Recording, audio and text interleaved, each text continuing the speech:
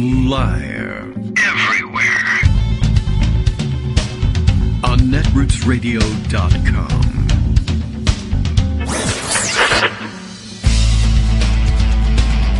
David Waldman. Kagro. In the morning. Now, here's David Waldman. Hey, how you doing, everybody? It is Friday. Hooray! I don't know. I'm fairly less than enthusiastic. Yay for Friday. I don't know. It's going to be a long weekend. That's nice. Not for us, I guess. I think we kind of decided yesterday on the show, Greg and I, saying, I don't know. What are you going to be doing on Monday? I don't know. Guess we might as well see about doing a show. Okay, so long weekend coming. Everyone should enjoy it. It may begin for you now. Some people probably took a day off to extend the long weekend. Well, we won't, so I don't know what to tell you about that. We're ready to go with yet another show as it happens. Nothing in particular happening in the news. Just thought we'd see if we could find anything. Kagro in the Morning is live now. This is what Bill says up in Portland, Maine. I take his word for it. Let's see if you do. Kagro X, me, David Waldman, kicks off the unofficial start of summer. That's true. We have that going for us. By inflicting all his neighbors with the unintentional lawn dart wounds. Well, mostly unintentional. I still have those. I hoarded them before the ban, just as many people do with AR-15s and guns. Every time someone says on Fox News that so-and-so, whoever the Democratic president is, or somebody who wants to be president as a Democrat, or maybe just your neighbor, or someone they made up, somebody in the break room at Fox News possibly says that they're coming for your guns. And what's interesting is that they all then go and say, I should get more guns for them to come for, which is kind of a weird reaction. But I think that they're thinking that they'll shoot the people that are coming for the guns. And I guess for the most part, ammunition doesn't, go stale or anything, like rot on the shelves. So I guess they just stock up and wait. Well, next time they'll probably come for our guns. I've never met a more pessimistic group of people. Okay. Well, at any rate, or maybe they're optimists, and they're looking for someone to shoot, and the opportunity will arise sooner or later. All right, let's see. Plenty of things happening today that we should check in on, and I am not even sure whether or not they actually got to their vote in the Senate yesterday on, filibustering the formation of the January 6th commission. Pardon me. They may end up with a committee, but this was a consideration of a outside commission. But I understand that things fell apart yesterday during consideration of a different bill on which there was supposedly already a bipartisan agreement and a deal to move the bill forward. A deal that included votes on several amendments, lots of amendments, and I think Schumer pointing out on the floor yesterday, I believe the formulation was that there had been more votes on bills and amendments was the big deal here. More votes on amendments, which have been lacking in the Senate of late. Under the control of the Republicans and Mitch McConnell, they kept a very tight rein on which amendments and how many of them would be offered. And apparently, the stats say more amendments voted on in this Congress under Democrats and the leadership of Chuck Schumer in just a few months than in any of the full years in the last 4 years during which it was Mitch McConnell in charge of the Senate and, of course, Donald Trump in the White House. Not that he has anything to do with it, but okay. I thought that was an interesting stat, probably true. And I figured, if they ever brought another reconciliation bill, that number would only increase. But I guess so far, no indication that they plan on doing this. But at any rate, they had an agreement. Much of the talk during the earlier hours yesterday was about this agreement, and that I don't even really know what the core of the bill that was under consideration yesterday was. Now that I think about it, it's just things were going smoothly, so I wasn't paying too much attention to it. I knew that there was bipartisan agreement, apparently, from the leadership on getting this thing done, and that it touched on relations with China in some way. That was what was being billed as the top line of this bill. And I don't know what happened. I guess we could look it up and see if we can find out, because there was plenty going on last night with Ron Johnson. Apparently decided that he was not party for some reason to this agreement, and instead started protesting that there were several amendments that he wanted to see offered that were not being offered, and so he was going to blow up the agreement on this bill and hold up its passage, and that would mean that they would likely never get to the commission bill either. And I guess that's what happened. Let's see if that was reported on last night over at Daily Kos. Yes, in news yesterday, the evening roundup that Hunter puts together, that, let's see. It went up this morning rather than, I guess it does go up in the morning rather than the evening. Sorry. But let's see. I don't know if that's regularly the case. I never look at the timestamp on it. I check in on the post, but at any rate, in the news today, as of this writing, and I guess that was this morning, the Senate had not yet voted on the creation of an independent probe into the January 6th insurrection.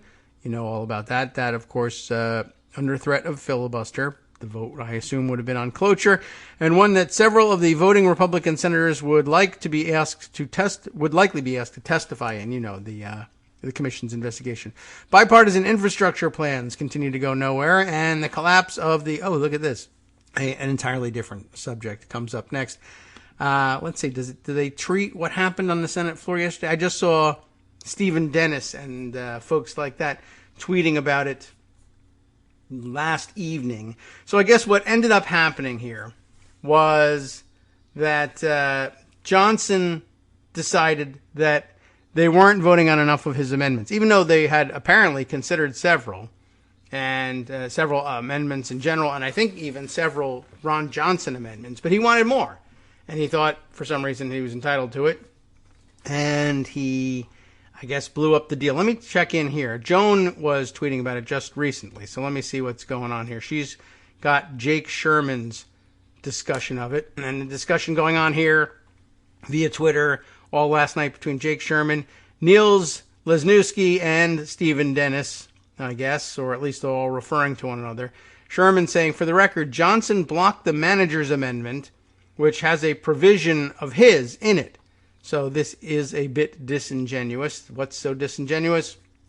Niels Lesniewski reporting here that the state of play, according to Stephen Dennis, you see how this is going, are you trying to get your border thing included in the final bill? Stephen Dennis asks Ron Johnson. He's one of the many amendments he wants to offer at this point. Oh, a border thing. We're going to do some kind of tough thing at the border. Who even knows? And Johnson says, everybody else seems to have gotten something. And it's to that which Jake Sherman is responding. For the record, Johnson blocked the manager's amendment on the premise that, everybody else seems to have gotten something. But the manager's amendment, and does everybody even know what a manager's amendment is? Just basically one large en bloc amendment containing all the various things that they would have agreed to in a markup of the bill in committee. The manager, usually the chair of that committee, the floor manager of the bill, will usually say, all right, we'll put all these things in one giant amendment that I'll put in under my name, and we'll include your provisions. So, yeah, Ron Johnson had a provision of his included in the manager's amendment, but he was blocking the manager's amendment to protest the fact that he wasn't being allowed to offer amendments, which he was, and it was up for consideration, and he blocked it. You get what's going on here now? Okay. And what was... we just lost Joan's comment on it because, of course, the page refreshed, and you can't just keep looking at Twitter and expect to be able to read the things that people are saying to you. All right, we'll go back to Joan's feed here so we can find it. Schumer, she said, should have had Sinema and Manchin escorted to the floor by Capitol cops and made to sit there through it all just to see all the bipartisanship at work. it is true that at some point they should probably impress upon them. Both of you say this, but Manchin perhaps more often and more clearly, but Sinema has echoed the sentiment that they're not in favor of getting rid of the filibuster or limiting the filibuster, because it is their belief that it is the presence of the filibuster that creates bipartisanship. The way they think of it is, well, if you need 60 votes to move something forward, and very rarely will one party have 60 votes all to itself, that basically guarantees that anything that goes forward is going to have bipartisan support. The hole in the theory, of course, being that, well, what if nothing goes forward? You're not supposed to be governing that way, that nothing happens because no one can agree. But they still believe in the idea, of course, of luring Republican votes in, or vice versa if Republicans are in charge. And they just haven't been able to, do it even once, ever in their careers. So that probably, stands as evidence that they're, wrong about this stuff. If the filibuster, the presence of the availability of the filibuster creates or forces bipartisanship, we should be in a bipartisan golden age. There should be nothing but bipartisanship going on. So no, the filibuster doesn't force bipartisanship. It requires it in order to do something, but then we're not actually required to do something. So what the filibuster guarantees is sitting around doing nothing. And I guess they should have been made to go and watch that. All right, let me take a look at, by way of the Niels Lesniewski feed, back to Stephen Dennis and see what he was tweeting about all night and this morning. Let's see. Shall I scroll back and just read going forward? Maybe we'll do that. All right, we'll read it in reverse chronological order and try to figure out how that all fits together. The last we heard from him was, maybe we'll read the last tweet and then roll back. Activity on the Senate floor. That was 6 hours ago. I think I heard Mike Lee say 9 a.m. Hopefully that means they adjourn and let the staff and yours truly go home for a bit. So when was this? 6 hours ago. 2:35 in the morning. Seems like a rough night. Shall I scroll back here more and more? Does he have one long continuous thread? I don't think so. Well, that's going to make things a problem. Okay. Well, pardon me. It's a froggy morning today. All right, let's see what's going on here from Steve Dennis. We'll have to just scroll back. I don't know. The thread got broken at some point, and none of the fun stuff is linked up. So if I go back another couple of... This is a long series of one-liners of just like live tweeting from the floor here. Let's roll back to this. From 14 hours ago. Bennett on the Senate floor says he is appealing to Republican senators' conscience to not filibuster the 1-6 commission. And I don't even think they even got to that one. Some of Bennett's speech is included here. The good news is we actually had a January 20th. A lot of countries that have a January 6th never get a January 20th. That's a nice point. That's true. And Bennett goes on to say democracy is still at risk. I think we can all agree on that. But they never even bothered with that bill because they didn't get there. Let's see. Sherrod Brown, then, in the middle of an epic riff, he says, on the big banks on the Senate floor. Then Lindsey Graham issuing a statement that says he met with Brian Sicknick's family and other officers of the Capitol Police, but still opposes the commission and says officers should testify, though, to dispel any notion that what happened on January 6th was anything other than a violent, vicious attack on the Capitol. Well, at least he agrees with that. Okay. Let's see. I think I picked up on things last night when Stephen Dennis was saying on the Senate floor there are bipartisan offers of pizza. And then noting pizza for what it's worth. It's a bad sign at this time of night on the Senate floor. Usually an indication that they plan to be there for a long time. This is about 12 hours ago. So late yesterday evening, 9, 10 o'clock.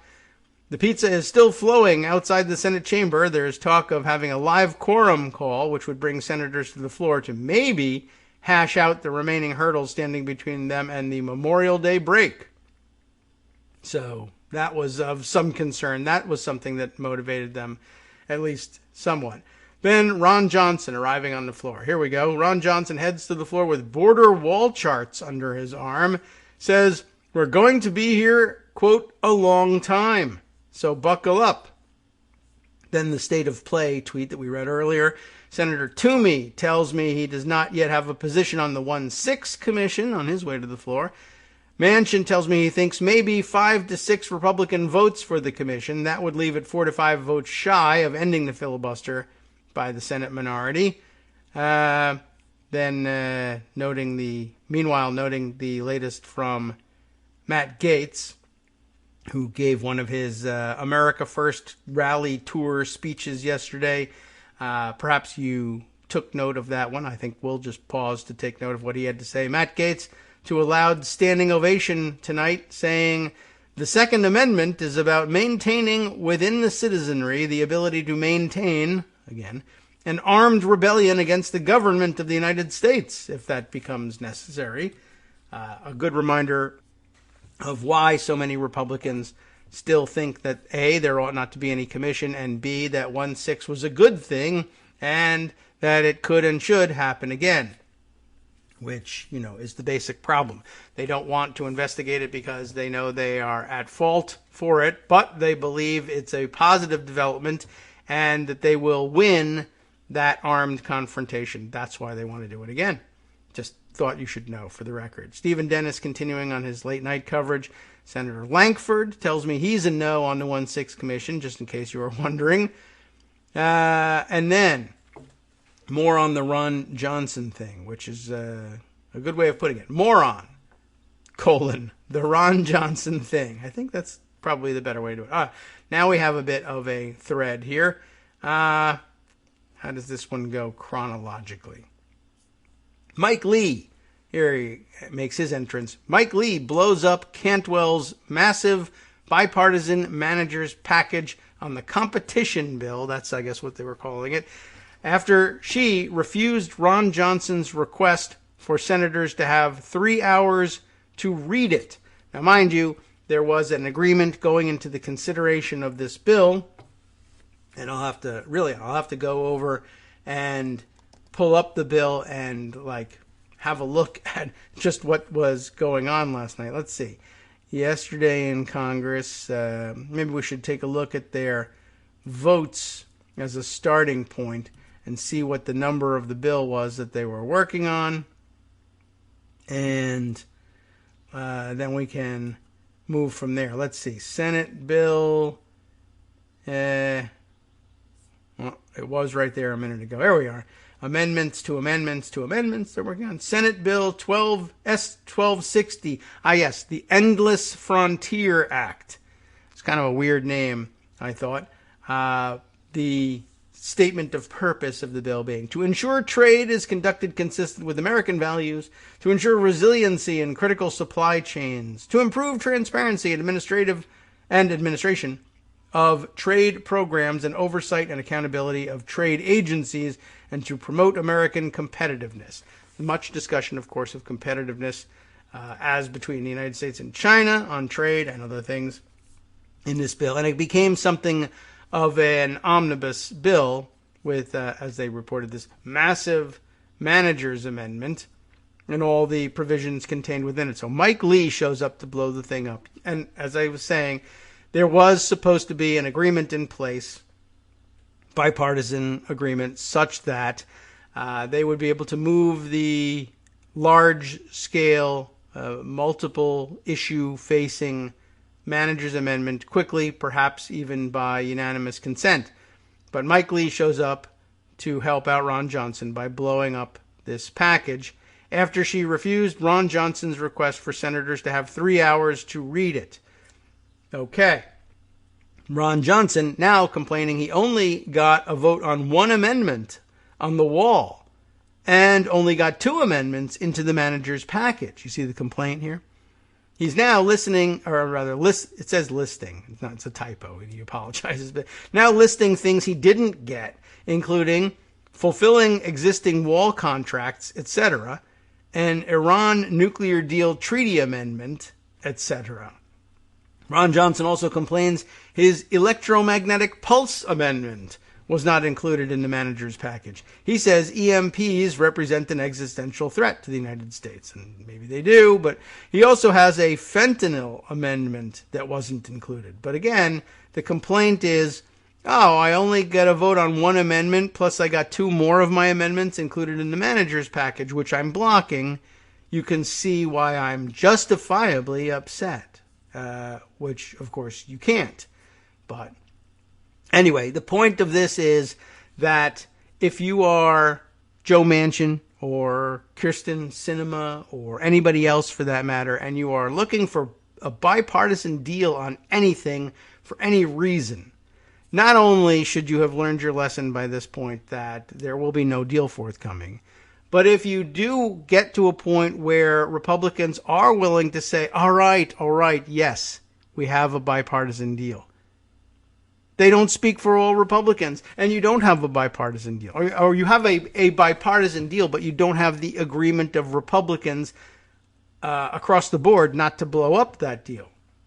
You have a deal with a Republican, but not with all Republicans, which really, it's not all that odd. You don't really necessarily have to think that a Republican deal maker always speaks for all Republicans. But very frequently when you make a deal like that, it's usually the case that you say, well, for the most part, it will keep members of my caucus or conference in line because nobody wants to be that guy. Nobody wants to be that a-hole who blows up a deal and keeps them there on Thursday night, which to them is a Friday night before a Memorial Day weekend. But Mike Lee does. Mike Lee enjoys it. Ron Johnson, I don't know whether he knows how badly how much he's disliked for these things or not. Mike Lee, I think, understands that and doesn't care. Ron Johnson may never know. I don't care whether he knows or not. But that's what they spent the night doing, and I don't believe that they ever got anywhere further on things. The last vote would have been, let's see, I think there's probably even a timestamp on it, 10:27 last night. That's not so late, but they may have stayed there and argued about things even later than that. That was the motion for to compel attendance, the live quorum call. And, it's kind of funny that when things went that way. 9 people not showing up to vote on the motion to compel attendance. So that's kind of funny all by itself. So that's what kind of a night it was on the Senate floor. And I guess that leaves things hanging, and they'll probably just chuck it all and go home as opposed to actually finishing work today. All right, just thought I'd sort of kind of almost bring you up to date on what's happening there. It's a little bit strange. Let's see. Brian Beutler just a few minutes ago actually asking whether maybe some of the Republicans or all the Republicans may have left town. That would get in the way of things also. Let's see. He includes a tweet from Connor O'Brien saying apparently Richard Shelby is keeping his Fridays even if the Senate is in session. Let's see what that's about. He's got a screen grab from somewhere saying some senators, however, were not interested in sticking around until the bitter end. Retiring Senator Richard Shelby from Alabama was spotted on a flight last evening, spy novel in hand, per Lydia DePillis of ProPublica. So, that's probably what's going to end up happening. I'll compel attendance, except everybody has flown away. And, all right, whoever sticks around gets to vote on these things. But will they come up with their 60 to move things forward? No. Let's see. Igor Bobich tweeting also just now. Senate has spent 2 weeks on this bill. The Senate's back in session as of 20 minutes ago. Schumer says they'll stay until the job is done and pass the Endless Frontier Act later today, is how he puts it. The Senate has spent 2 weeks on this bill. Lots and lots of debate time. where any senator could come to the floor and talk about whatever, and he did. But now a few Republicans want to maximize their leverage and do so to delay a bill designed to make the U.S. more competitive with China. And they did it by just blowing everything up and keeping them there. 2 weeks of debate on it, and he wanted 3 hours to read the manager's amendment. But if you remember, well, it's not a bad thing necessarily, and I guess that's what he thought he was doing was, well, it'll sound good on C-SPAN. We've got to read it. Sure, okay, but we know you don't read these things.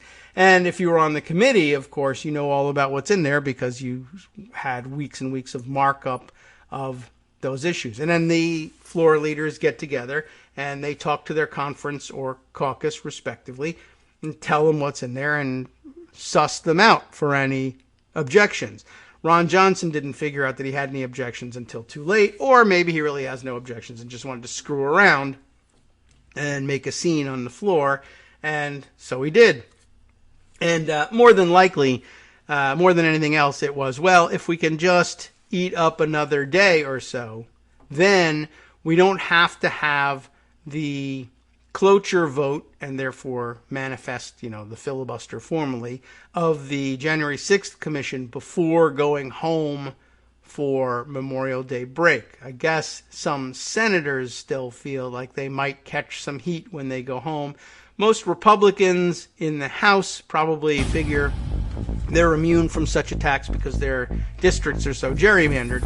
But Republicans might not want to hear about it for the next week, that they are too cowardly to consider investigating perhaps the most dangerous existential threat to the continuance of democracy in this country that has ever arisen. And they don't want to hear about it, so they just won't have that filibuster after all. And somehow that will fool the public into thinking they're responsible. I don't know. That's the plan.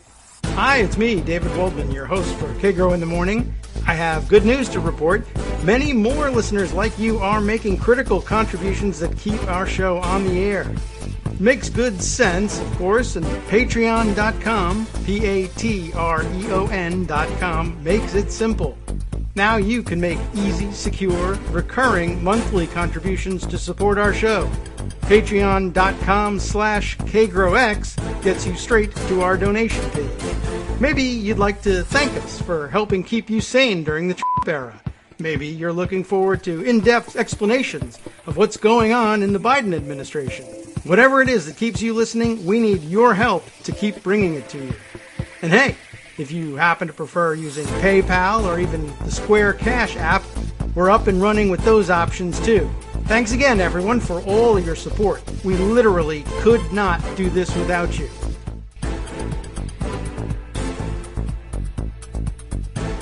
Welcome back now to the Kagro in the Morning Show here on Netroots Radio. We'll move on to the news that nothing happened, nothing got finished anyway, on the Senate floor, and why, to, other crap. How about that? This is the best explanation I can give you. I think we mentioned the other day, we would be remiss if we had not, but we're remiss a lot.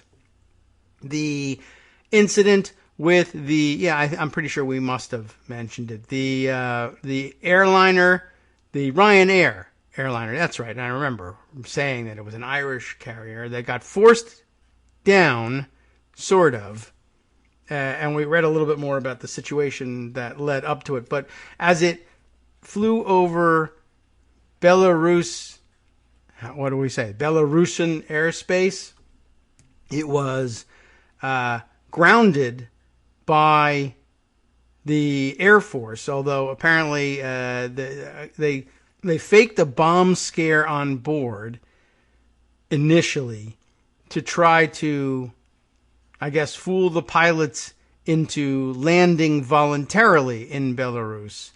And just to make sure that they remembered to land voluntarily, the Air Force, and it was Belarus, put its own jets in the sky. Although I think I was confused initially, like they had maybe called for the assistance of the Russian Air Force to do this, but I don't think that was actually the case.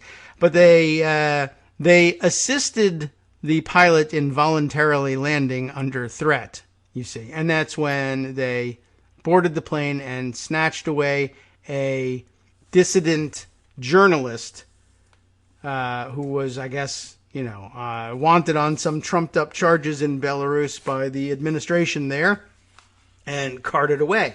And it caused a major international incident, and it was something that people didn't know what the hell to do with, because what do? Go to war over it? I mean, I guess that's the threat that underlies everything, but do you pull that trigger over something like this? It's a delicate situation. Anyway, for those who were wondering how that was going, the tweet from the other day from Alex Macheras, an aviation analyst, and for where, I don't know. It says here. Among other things, interestingly enough, Sky News, no pun intended, but also the BBC, and has appeared elsewhere as well. Let's see. He updates the situation. This is now Wednesday that he actually tweeted this. Breaking news at that point was that now Russia is refusing to allow today's, that would be Wednesday's, Air France flight from Paris to Moscow to fly into Russian airspace. Why? Because the flight attempted to avoid Belarus airspace. You see what's going on here? This is, in other words, as he puts it, a new escalation in an aviation political war between Europe and Belarus. In response to Belarus forcing down the Irish carrier Ryanair's flight when they entered their airspace, Air France, going from Paris to Moscow, says, well, all right, we're going to continue our service. Let's just reroute around Belarus, because we just found out that in Belarus, they're crazy, and they're forcing flights down for various political reasons. They may or may not have had any reason to believe that anyone was on that flight that the Belarus government was after. But they said, well, we're going to go around it. Because why not? We don't need to fly there. And the Russians, in case you're wondering where they stand on all of this, said, oh, no. If you're going to fly around Belarus, in other words, we want you to fly over Belarus airspace so that they can clean everybody out, I guess. Maybe we just don't want them landing in Moscow. Maybe we just want to help them round up their dissidents. But if you attempt to fly around their airspace so that they can't force you down, I mean, I guess they're still respecting that. They're not leaving their airspace to hijack planes over someone else's airspace. But what a position for Russia to be taking. If you don't fly over Belarus and give them a chance to comb through your passenger manifest, we're not going to allow you to land in Russia or use Russian airspace. That's a tremendous escalation. I'm going to continue reading the tweet thread here from Wednesday. Alex Macheras continue on saying the flight was, in fact, denied entry and canceled. Yet Air France were, because that's the European formulation of the English, Air France were simply following European directives. I don't know if the flight was in progress. It sounds like the flight plan was filed, and Russia objected to it, and they just canceled the flight. Easa Safety Information Bulletin, I think that's a European Air and Space Agency, perhaps. I don't know whether the S is space or not, but the administrating agency, they're saying in their bulletin that they now advise airlines to avoid Belarus, adding, the incident put into question the ability of Belarus to provide safe air navigation services. And then the latest, tweeted yesterday, Russia has again refused to allow today's Air France flight from Paris to Moscow to enter its airspace because the flight would have avoided Belarus's airspace in line with EU directives. So also a direct challenge to, air carriers of all sorts all across Europe if the EASA directive is do whatever you can to avoid Belarus. And I guess, are we going with that Belarus's airspace as opposed to the formulation of Belarusian airspace? Are they separating themselves that much that they don't even want to use that as a I don't know what the part of speech is when you're talking about describing a descriptor for someone or something belonging to a nation like that. But okay, I don't know whether I don't know whether that's actually happening or not. But okay, So very interesting development, and it's an odd thing to do, and is an awfully strong position to take in support of what I guess is their belief that Belarus has the right to intercept dissidents flying over their country to a different country. That's a little unusual. And I suspect, of course, that if it were people who had Russia's backing, for instance, but who were considered dissidents in Belarus, they would not have that problem, and they would be just fine about diverting around Belarus, the airspace belonging to Belarus. How about that? We'll go with that. Now, there is, like I said, large question looming here. What the hell do you do about this? I happened to see Steve Clemens tweeting this morning that there was an article that he thought offered a level-headed response. We don't often delve into this sort of area in foreign policy, but this is a burgeoning international crisis that might worsen over the weekend, and you should know about it. Plus, the article's not all that long. The Atlantic Council has this relatively short piece about a relatively complex problem. Belarus Air Piracy, it says right in the headline. How the world should respond. Well, cool. Now we know how to do this. Daniel Fried is the author of the piece and the person dictating policy at this point. Belarusian President Alexander Lukashenko and his regime crossed a new line and rang our doorbell, apparently, in the middle of the show, invading my airspace. That does it. I'm kidnapping their president. Well, anyway, they've crossed a new line in their May 23rd attack on a civilian passenger plane flying over Belarus's territory on a regular journey between Athens, Greece, and Vilnius, Lithuania. Yeah, okay, that was the original flight. I remember that now, the Ryanair flight. The Belarusian Air Force compelled the Ryanair flight to land in Minsk under the false pretense of a bomb threat. Okay, that's how that all fits together. The regime's purpose was to grab a dissident blogger named Roman Protasevich, that's not so bad, who was living outside Belarus. It's an act rightly described as air piracy, a hijacking and a kidnapping. By seizing a dissident journalist, the Lukashenko regime launched an assault on democracy. We have quite a few of those at the moment. We're overstocked. Thank you. By threatening a civilian airliner, it carried out an assault on what U.S. Secretary of State Anthony Blinken has called the rules-based international order. You know, like law and stuff. Lukashenko and the Putin regime that supports him seem to feel impunity based on the belief that Europe and the United States are too distracted to respond. Well, they don't want to use nuclear weapons against you. Margarita Simonian, head of the Kremlin propaganda organ RT, that's an forthright description of it from the Atlantic Council, gloated about the attack on Twitter, saying of Lukashenko, "The old man did beautifully."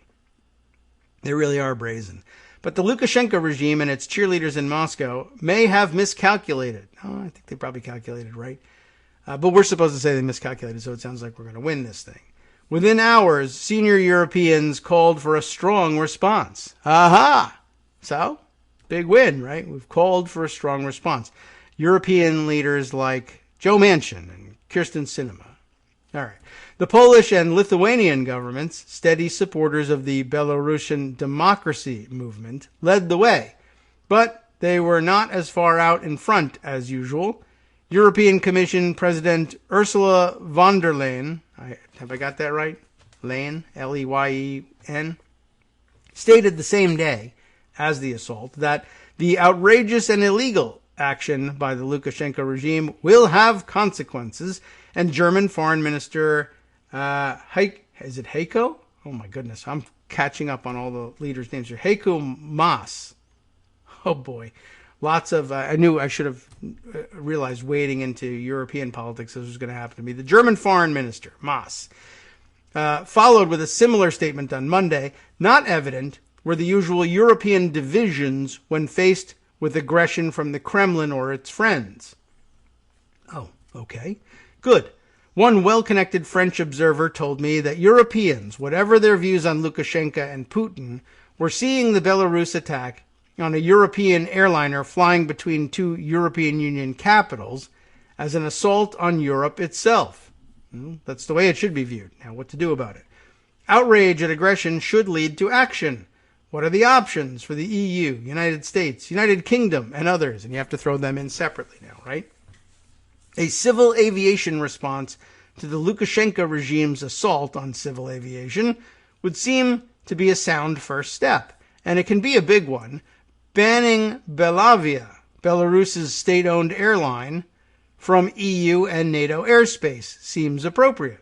Okay, the UK did so on Monday, so they'll be moving in concert with the EU, so duh. But okay, what else were they going to do? Instructing EU and other civil aviation authorities to avoid Belarusian airspace altogether seems prudent given the demonstrated threat. But I don't know if this was written with the Russian reaction in mind yet. Let's see. So, avoiding Belarusian airspace altogether seems prudent given the demonstrated threat. And then added parenthetically, it is not a long drive from Vilnius to Minsk. EU citizens, Americans, and others living in the Belarusian capital would retain travel options.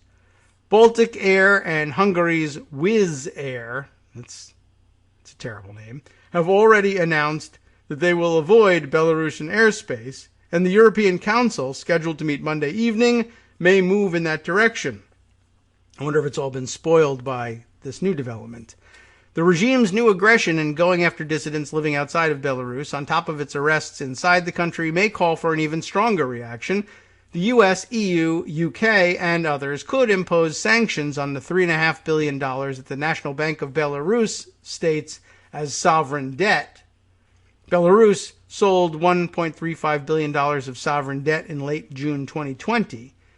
Unlike more restrained U.S. actions in April against Russian sovereign debt, the transatlantic democracies should ban both primary and secondary trading of new Belarusian debt. This sanction should be linked to Belarus's holding of political prisoners. Should the regime release all of them, including Protasevich, the ban could be lifted. The choices about transatlantic response become harder if it turns out that Russian authorities were involved in the airliner piracy, and it seems that they are, at least peripherally, which numerous but so far unconfirmed reports have suggested. These reports from Bloomberg News, they're linked in here, but which is not clear as of this writing. Maybe I'll take a peek at that. As in past cases, independent investigators like the UK's Bellingcat, the blog, may uncover evidence of Russian security service involvement. Basically, although I would say that their banning of the Air France flight is pretty clear indication, at least, of their outright support, if not their direct involvement in the grounding. Anyway, if the reports are true, official Russian involvement in another attack on a civilian airliner, recalling when Russian-led forces in eastern Ukraine shot down Malaysia Airlines Flight 17 in July of 2014, would also cry out for a response. A civil aviation reaction such as banning Russian flag carrier Aeroflot from Western airports, however, would be costly for Europe and the United States, as well as for Russia, given the almost certain retaliation from Moscow. The United States and EU could, as an alternative, regard Russian involvement principally as an intelligence abuse akin to its ugly practice of assassinating opponents abroad. Yeah, that's ugly. An appropriate response in this case might include more expulsions of Russian intelligence officers and exposure of Russian operations, or more sanctions under Biden's April 15th executive order combating Russia's external aggression. A longer-term response, in any case, could be for the United States and Europe, and the UK, to increase their support for investigative journalism, both inside and outside the country, targeted to a Russian audience. Protasevich, like imprisoned Russian opposition leader Alexei Navalny, raises the Kremlin's ire by penetrating the noise of propaganda To honor their work, we can act to advance the democratic cause that they represent. Above all, the West should act to penetrate the wall of impunity that Russian President Vladimir Putin and his client Lukashenko believe protects them. Okay, I mean, basically, the last line is a good instruction generally. We should totally do that. How? Next article, maybe. I don't know. But they'll get around to writing it. I'm just curious about this. The Bloomberg article that I guess pointed at Russian involvement is datelined May 24th. So it will have no more information about the Air France flight than these guys did. So I guess that's still hanging out there. Just letting you know that, maybe World War III starts over the weekend over this, but at least now you'll know why it happened, even if it's over in a flash. Okay. Sorry. There are some other stories. Maybe you'll enjoy this one better. This is a total change of direction, as it was inevitable, really. We don't spend much time usually on issues like that, but it seems like an important one. How about we jump over to Raw Story with another of their fun stories about Capitol insurrectionists being arrested and begging for leniency all of a sudden. This one, thanks to Travis Geddes, is Proud Boy rioter asks to be let out of jail so his disability payouts won't dry up. That seems like a normal ask from insurgents against the government. I am in rebellion against this government that pays me money to not work because I'm disabled. Now, that, of course, by itself, out of any context, would upset, of course, the disability activist community, and rightly so. But I think it's fair to say that even they might have some questions about his disability, even if it's ordinarily the practice not to it is ordinarily the practice not to question people's disability, because even disabilities that don't appear to, on the surface from our outside perspective upon inspection, hold up to the claims. You never know, right? And it's not our business, and we don't question things like that. But we might if it's a Proud Boy, for instance, who's spending his time assaulting the Capitol in what is, after all, a pretty rigorous physical confrontation. I think we might question whether or not these disabilities really entitle him to government support, or are real in the first place, or what. They certainly, I would think, don't entitle him to release from jail, but we're letting these guys go left and right. What's new here? A Proud Boys member seen wielding an axe handle during the U.S. Capitol insurrection wants to be released from jail so his disability payments aren't discontinued. William Crestman's attorney, it's Crestman. William Crestman's attorney filed a motion Wednesday in district court arguing the U.S. Army veteran posed no safety risk, except for the axe handle that he wielded against police at the Capitol, and asked for his release due to health issues and to continue receiving the veterans' benefits his family needs, reported the Kansas City Star.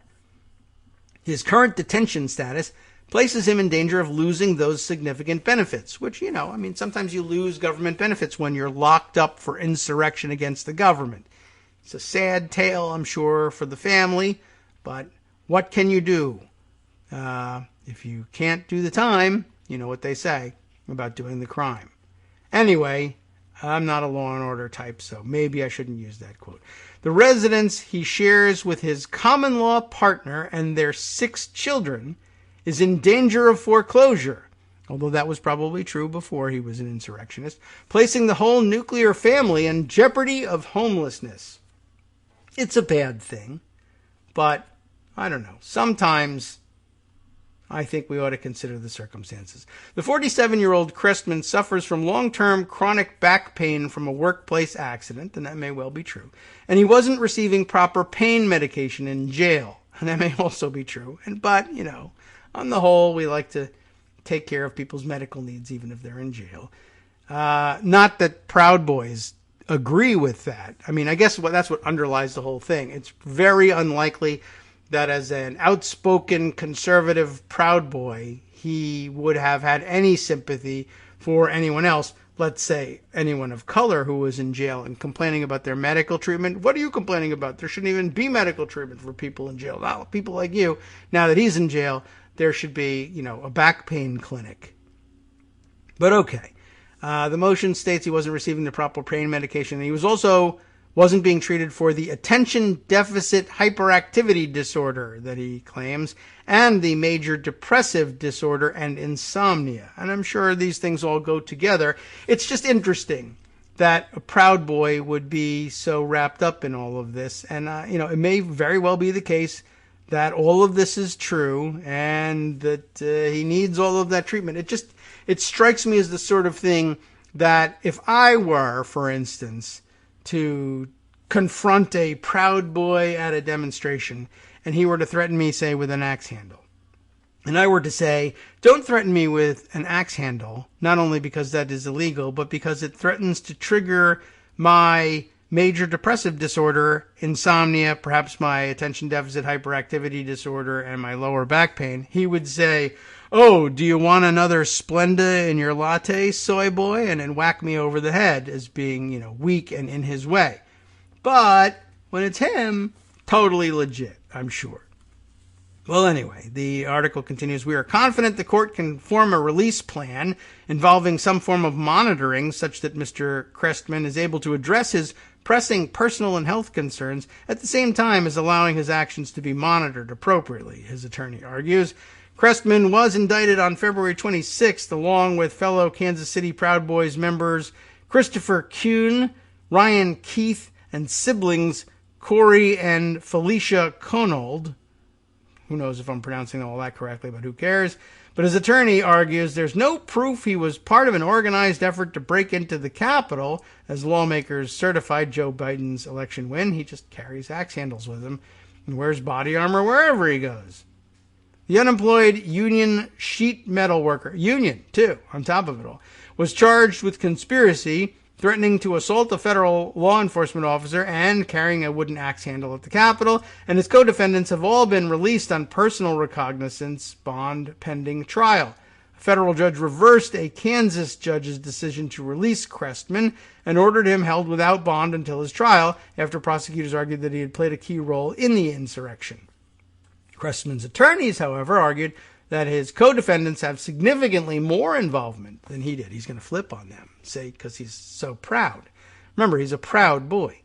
But no hearing has been scheduled yet on that latest motion. Classmates back in Oxnard, California, where Crestman grew up, reported him to the FBI after videos of him carrying an axe, well, at least the handle anyway. Maybe he had the axe and he lost the top, during the riot, and they say he became radicalized in recent years through, everyone asks, where did they become radicalized? The answer is through YouTube videos involving QAnon conspiracy theories and other right-wing content. He talked about our civil liberties being stripped from us little by little and fearing that the banking system will get shut down and we're going to get thrown in FEMA camps and a socialist society. Yay! Camp and a society. It's terrific. A socialist society at that. But FEMA camps are supposed to be bad. That's what one former classmate said. Every day the sky was falling. Every day there was something to be afraid of. The majority of things that were predicted didn't happen, and if they did happen or something similar did, he was like, see, I told you. Well, see, I told you you're going to get arrested and thrown in jail, and they're not going to treat your back pain. See? Anyway, to the core, he's not a bad person, she added. He just has a lot of fears that this country's being led in the wrong direction. Well, it isn't. So you're wrong, and I'm sorry, but at his core, he's probably a bad person. Axe handle or no. And I have reason to believe he might not be on the up and up about everything and just wants to, people want to get out of jail. It's not unusual to want to get out of jail and maybe even to exaggerate circumstances in order to get there. All right, let's see. Just a few minutes here before departing for our top of the hour break. I just thought that was kind of interesting. Plenty of other stories to catch up on, but what can we fit in here before the break? Well, there is news of a political death of late. I understand that Foster Fries has died. You may remember Foster Fries. You may not remember him at all. I mean, it's entirely possible that you've forgotten who he is. But he was a wealthy financier from out in the Mountain West somewhere. Where was he from? Was he from Wyoming, perhaps? Let's look him up. We'll look at the Wikipedia article. But he was known to us for, yes, that's right. He unsuccessfully sought the Republican nomination for governor of Wyoming in 2018, losing to state treasurer Mark Gordon instead, and a big investor. CNBC apparently called him one of the century's great investors. He became known to us, I think, as a big backer of Rick Santorum. Is that right? But I think what brought him to our attention, I guess, during his campaign was, yes, he was a big donor to Rick Santorum, but also that he was the one who came to us with the line, I guess, at some point when we were talking about coverage of contraception in the Affordable Care Act. His was the line that said, in my day, he was an elderly fellow, in my day, girls, what did they use for contraception? They held an aspirin between their knees. So there you go. Foster Fries has passed away. Thoughts and prayers to whatever, allied group you might want to include in all of this.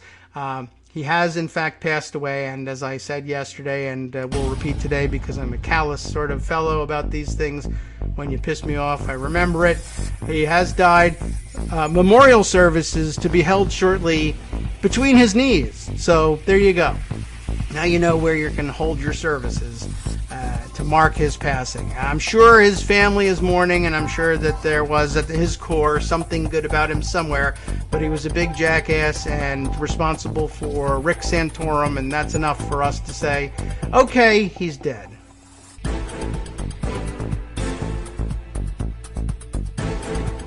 All right, welcome back now to the Kagro in the Morning Show here on Netroots Radio. Probably going to hell now, but whatever. So by some accounts, we were already there.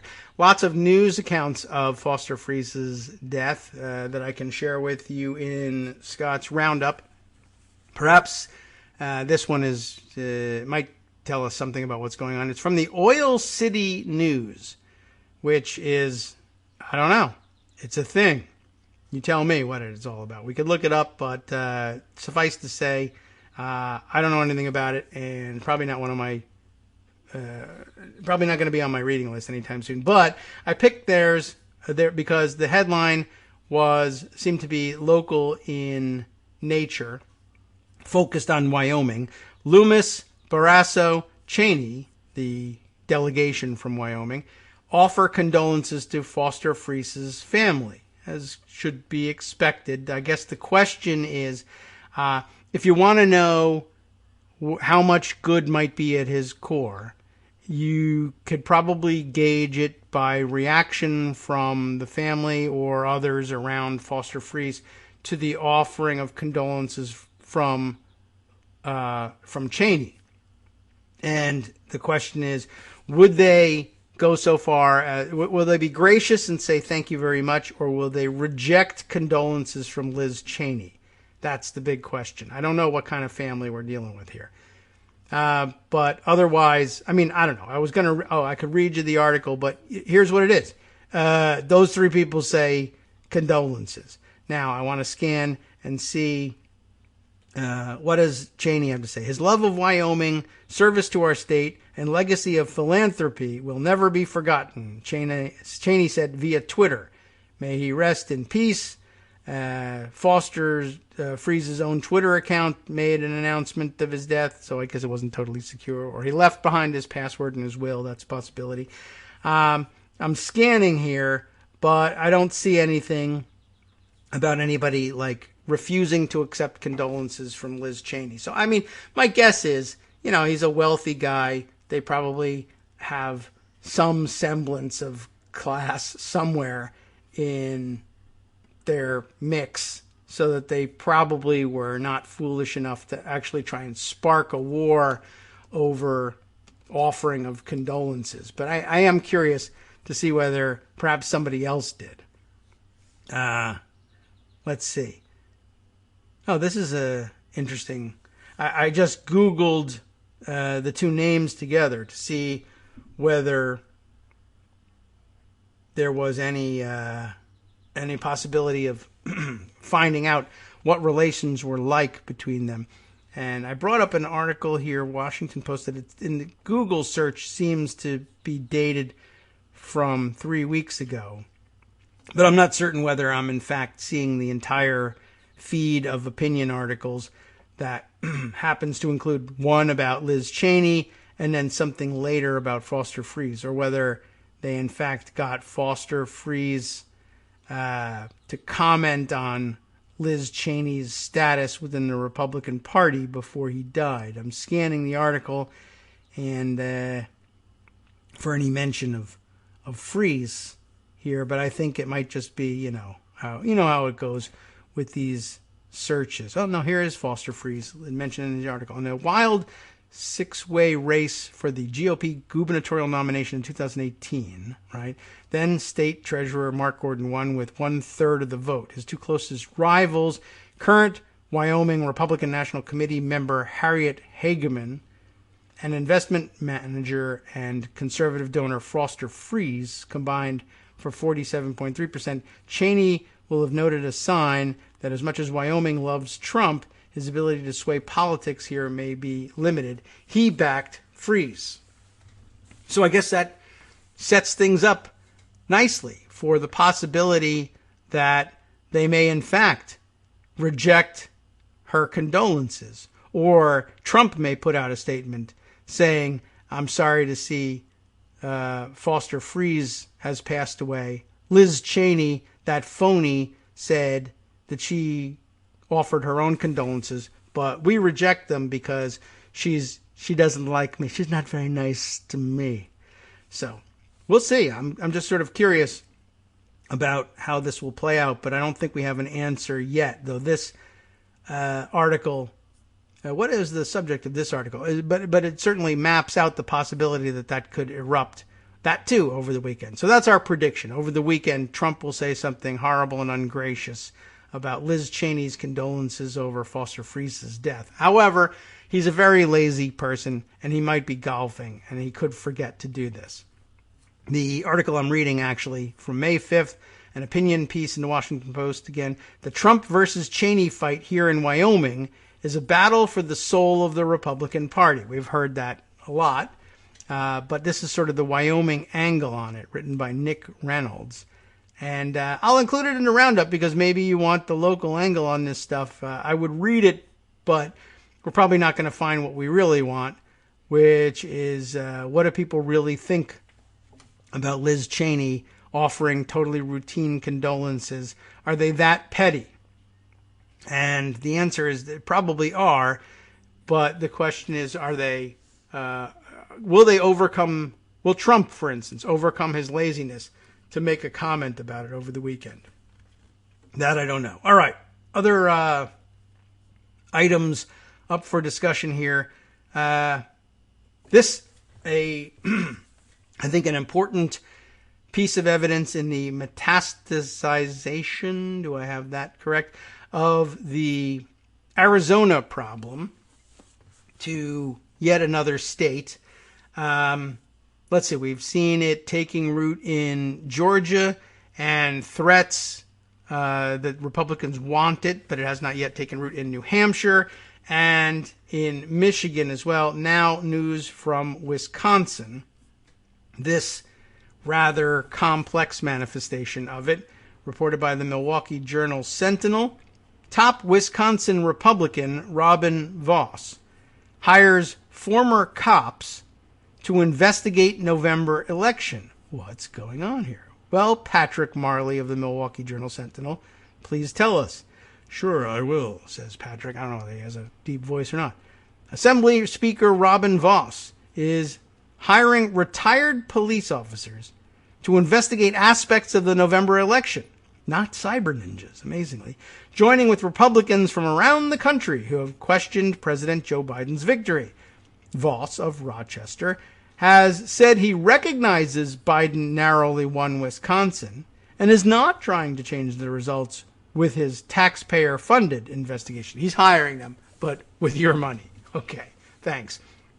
He said he hopes the investigators can get to the bottom of issues Republicans have raised unsuccessfully in court, such as how the state's largest cities used more than $6 million in grants from a private group to run their elections. And I will agree that on the surface of it, a statement like that does raise certain questions, but apparently the courts didn't agree on further examination of those questions, that they were worthy of anybody's time. But yeah, you might wonder, well, what are you doing using private grants to run elections? And the answer probably, although we could look, there's a link. My guess is that we're talking about the funding of drop boxes or curbside drop-off of ballots during the pandemic that various philanthropic organizations that probably imagine themselves to be furthering experiments in expanding the franchise and democracy, fostering democracy here in the United States, a good idea. Maybe they picked up the tab on these things. And it is a little odd, but we were in something of an emergency situation. But of course, Republicans will be pointing to that as constitutional violations because of their continued persistence in misinterpreting that clause of the Constitution that reserves to state legislatures the right to determine the manner in which their electors will be appointed. And, all right, they just love clinging to this. Let me just open up that linked article and see if that reveals anything that isn't revealed in summary in this article. Well, perhaps we can turn to that afterwards. Let's continue with this first article. Voss, in a Wednesday interview, said he was giving the investigators a broad mandate to spend about 3 months reviewing all tips and following up on the most credible ones. At least they're not examining ballots here, saying that we think that they were stuffed, the ballot box was stuffed with pre-printed ballots from, Asia somewhere. But and I guess he's trying to put a more dignified face on it, but essentially at bottom it's the same thing.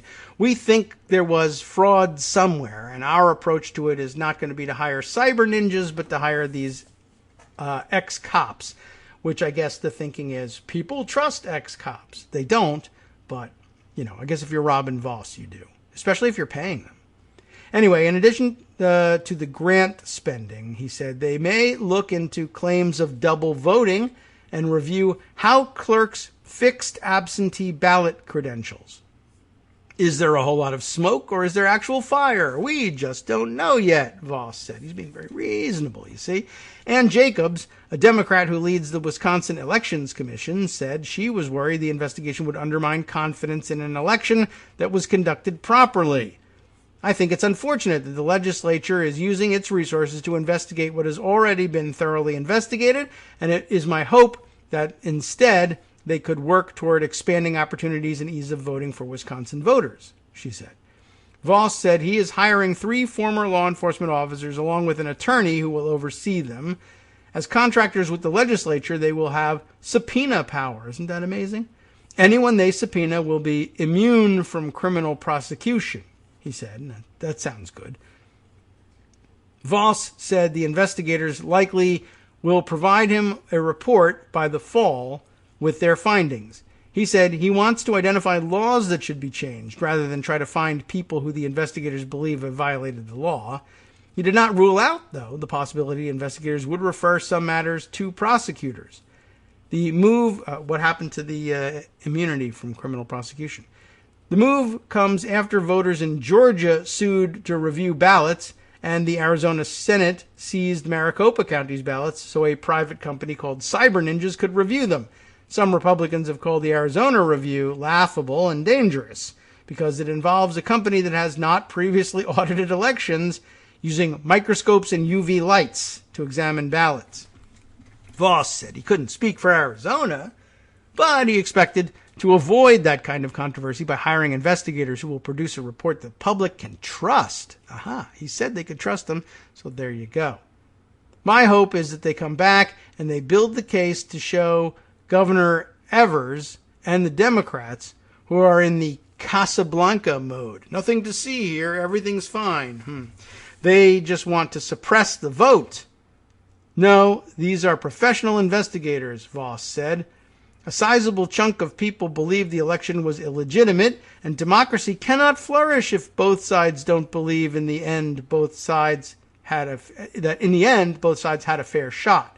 I'm just asking questions. There's basically another version of that. Republican skepticism of the election results comes after months of former President Donald Trump railing against the results. Of course, you know all about that. He and his supporters lost dozens of lawsuits, including ones that went before judges nominated by Trump. And Voss is just asking questions like, isn't the court system invalid? Or should we trust the court system? As long as we're distrusting elections, we might as well distrust the courts too. I mean, one of the big federal suits on the constitutional question came out of federal court in Wisconsin. Shouldn't forget that. All right. Republican lawmakers in February directed the nonpartisan Legislative Audit Bureau, sounds familiar, to review aspects of the election. That was back in February. The investigators Voss is hiring would perform work separate from the Audit Bureau. Jeffrey Mandel, an attorney with the nonprofit voting rights legal firm Law Forward, said he was disappointed to learn of the investigations. He noted elections officials have identified a few dozen cases of potential fraud over 4 recent elections, a tiny fraction of the millions of votes cast. Separate and apart from the fact that this is a fishing expedition in a dry lake to look for fraud in 2020, I also just think that trying to perpetuate the big lie and continuing to give oxygen to this is just bad for democracy, said Mandel, who has represented Evers and other Democrats in court. Despite Voss's claim of irregularities, he acknowledged there is no way to change Biden's victory over Trump.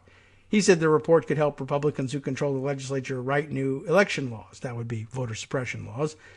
The election's already over, he said. My job is to be frustrated with the result, which I am, especially with what's going on in Washington, D.C., fixing the economy and defeating the coronavirus. My job is to say where the laws are being followed and where are they not. If they're not being followed, how can I fix it? Well, you can't because you're a legislator. And if they're not following laws, then more laws isn't going to help, but whatever. I get the point. Republicans have already started passing election legislation, and any bills they approve face likely vetoes from Evers. After Biden won, Trump and his allies challenged numerous election practices. They argued clerks were wrong to fill in the addresses of witnesses on absentee ballot envelopes. They claimed too many people were allowed to claim they were indefinitely confined because of age or disability, which allowed them to vote absentee without submitting a copy of an ID.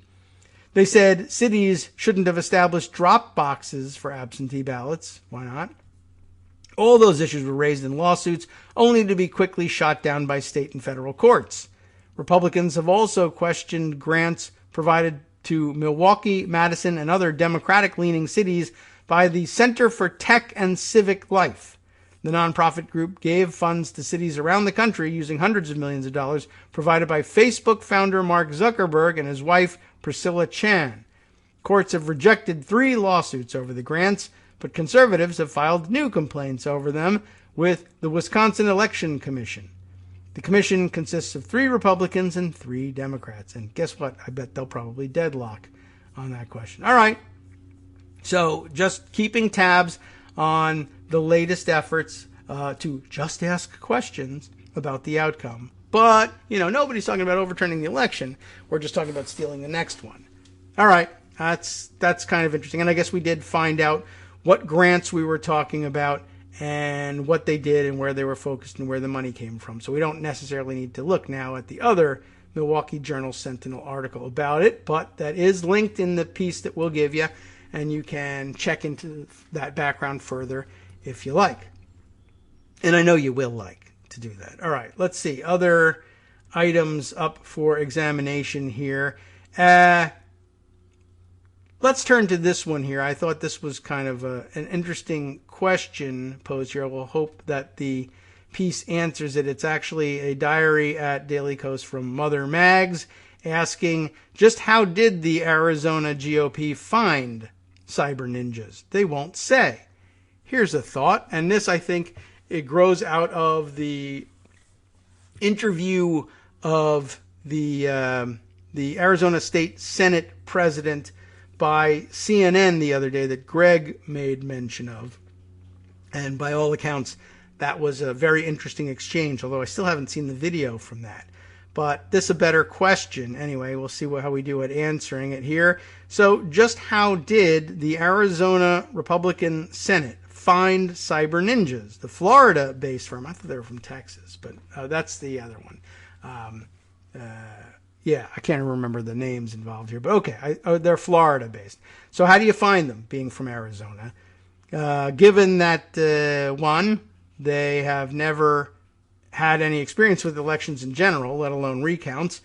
Still, while Cyber Ninjas has never conducted an election audit, they were selected over other experienced firms that bid on the job. And you may recall they significantly underbid everybody and then have been supplementing what would be their income from it, a tremendous loss, with private money from elsewhere, which sounds like it might be of some, value in illustrating a hypocrisy here. Well, Democrats used private money to conduct the election. Why shouldn't we use private money to conduct the audit? Maybe there's something to it, but I think if you parse down to it and you say, well, we're talking about money given to cities to supplement their ability to afford drop boxes is one thing versus, but not if you're a conspiracy theorist and you think drop boxes by themselves are corruption. I guess you're just wrong about that, but okay, from a starting point, we'll acknowledge that there's an issue, versus this, which is, of course, really outside and sometimes outside the state, rich donors underwriting the effort by an activist lunatic who has no experience doing what he's been contracted to do and who really wants to reach a certain conclusion about this so-called audit, and just having them pay him directly. And of course, he got the job for Cyber Ninjas not because of any experience or anything, but because he underbid everybody who was serious about it and could actually conduct such an audit. That's how he ended up getting the job, by underbidding it. Probably, if he did it, what if he did it knowing that somebody else would just make up the difference and he wouldn't lose money after all? All right, well, let's see. There's a clip taken here from AP's reporting on the situation that reads, in early March, a Boston-based vote counting firm called Clear Ballot Group. And where did all of these private ballot audit places come from anyway? I've never heard of any such thing. Maybe I've just been out of it, and maybe all states that conduct ballot audits of one kind or another hire outside contractors to do it, as opposed to Bureau of Elections staff. But I always just thought that was, well, maybe that's just an outgrowth of the trend toward outsourcing everything so that you can overcharge for it. Anyway, a Boston-based vote counting firm called Clear Ballot Group sent a bid to Arizona's state Senate to audit the 2020 presidential election results in Maricopa County. The firm has conducted more than 200 such audits over 13 years in business. Our level of comparison data is unmatched. Keir Holman, a Clear Ballot Group vice president, wrote to the Republican-controlled Senate. He never heard back, he says. And I guess, by the way, my guess is that groups like this consist of former elections officials who have, in fact, conducted ballot audits in the past, getting together, probably 3, 4, 5 of them, and they present themselves as the Clear Ballot Group. And the people who actually conduct the audit themselves are just temps that they hire at some point later on. There's nobody standing by with teams of 200 experienced ballot auditors ready to fly off to whatever state wants to conduct an audit. It's, you hire my consulting group and I will supervise the hiring of the temps so that, somebody somewhere guarantees that, I will sign an affidavit saying I trained people properly. And you don't have to worry about how do I conduct an audit and how do I train people who've never done this to do this correctly. That'll be our problem. All right. It appears Clear Ballot Group has at least 200 times as much experience as Cyber Ninjas, but their proposal didn't even warrant a call from the Arizona GOP. When reporters asked Senate President Karen Fann how she stumbled onto the relatively new and inexperienced Cyber Ninjas company from Florida, Fann said she, quote, can't recall how she found the firm. And, maybe not, but it sounds like a cover-up. I would have probably taken mental note of it because the name is so dumb. In fact, I probably would have said, this is a great bid. It underbids everybody. I don't think they can really do it, but if I was just into the numbers, I would say fantastic, but do they have to be named Cyber Ninjas? That would be a big sticking point for me because I'd be thinking about the headlines. It's going to look dumb. A follow-up question, please.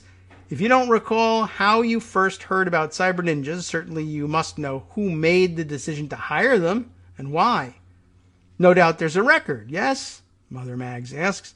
Like most government jobs, there had to be a bidding process and a paper trail, requests for proposals, applications in response to the RFP, and minutes detailing the Senate's decision process. What do these documents tell us about why Cyber Ninjas was selected? The Senate isn't saying. No surprise. Senate Republicans knew from the start that Cyber Ninjas had no experience in election audits, but here's what they did know about the company's CEO, Doug Logan. 1, he had trafficked in Stop the Steal conspiracy theories since November 3rd, often tweeting that the election was stolen. 2, he authored a manual to help lawmakers uncover fraud in the 2020 election. 3, he hung with Sidney Powell, Jovan Pulitzer, and other conspiracy kooks. 4, he said, I'm tired of hearing people say that there was no fraud. It happened. And in December, he said, Trump was cheated of 200,000 votes in Arizona, where he's conducting the audit. Experience be damned. That's our man. Sign him up. After the Senate hired Cyber Ninjas, Senate President Fann informed reporters that the Florida-based firm is, quote, well qualified, well experienced. Really? Show me. Cyber Ninjas then hired subcontractors who in turn hired auditors and other workers. It's no surprise that, according to the Arizona Republic, some of the recruiters themselves have far-right political ties, which led to January 6th insurrectionists like former legislator Anthony Kern being hired. He was later dismissed because of optics. It turns out that 3 of the 4 companies Cyber Ninjas subcontracted with to build their crackerjack audit team also have no experience and are linked to the Stop the Steal bullpuckery. This from the Arizona Mirror. 3 of the 4 contractors listed in Cyber Ninja's statement of work have documented ties to Stop the Steal movement that sought to overturn the 2020 election and culminated in a violent insurrection at the U.S. Capitol aimed at preventing Trump's loss from being certified.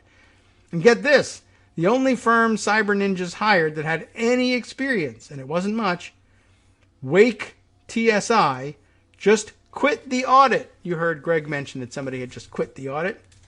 They were done. They didn't want to come back. I'd want to get as far away from this diuretic money-making scheme as possible, too.